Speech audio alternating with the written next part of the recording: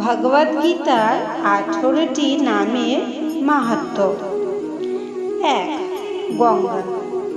এর অর্থ হল গঙ্গায় ডুব দিলে কোনো ব্যক্তি তার সকল পাপ নাশ করতে পারে, তাই সবার প্রথমে গঙ্গার নাম নেওয়া হয়। গীতা।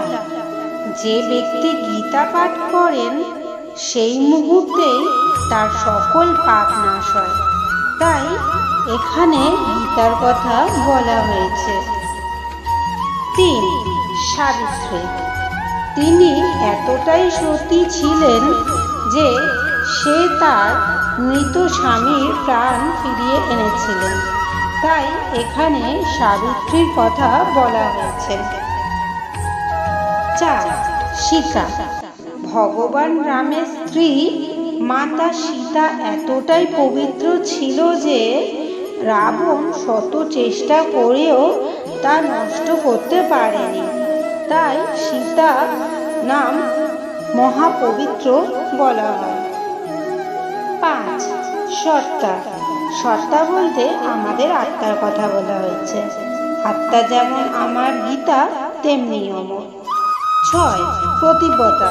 প্রতিব্রতা বলতে ভগবানের প্রতি আনুগত্য থাকা, কারণ একমাত্র ভগবান সকলের প্রতি, আর আমরা সকলেই তার পত্নী। 7. ব্রহ্মাবলী। ব্রহ্মশক্তি থেকে নির্গীত শক্তিকে বলা হয় ব্রহ্মাবলী, অর্থাৎ যে শক্তি বিনাশ নেই। 8. ব্রহ্মবিদ্যা।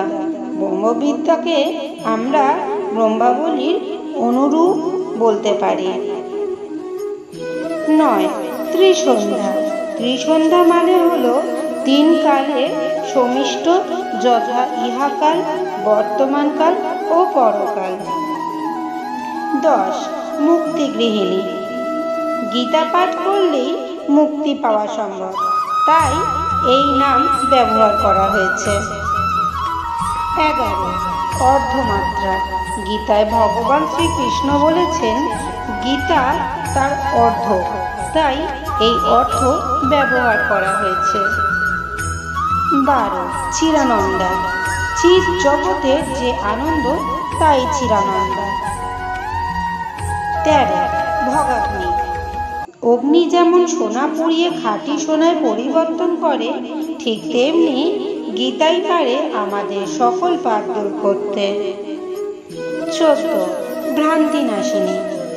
আমরা আমাদের চারপাশে জিনিস দেখে বিভ্রান্ত হই, আর একমাত্র গীতাই পারে আমাদের এই ভ্রান্তি নাশ করতে। 15.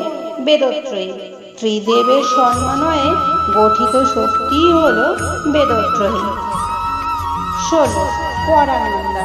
অপরের দোষ না দেখে তার ভালো দিক দেখার মধ্যেও যে আনন্দ, গীতায় তার কথাই বলা হয়েছে। 17, 18. তথাস্থ জ্ঞান মঞ্জুরি।